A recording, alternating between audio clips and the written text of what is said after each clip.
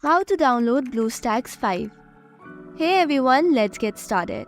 So first of all, you are supposed to open any of the browser of your choice, and on the URL you can search for Bluestacks. You can get the first link itself by the Bluestack. You can tap on the Bluestacks 5 option. It will drag you to this new page of Bluestacks where you can click on download Bluestacks. Doing so will immediately start the download, and then you'll have to tap on it to install it on your device.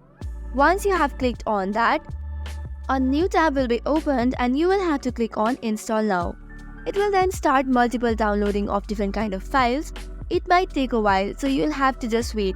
Even after the multiple downloading has been completed, there will be multiple installation of post-installation steps, so make sure to wait until all the files have been unzipped and installed in the device.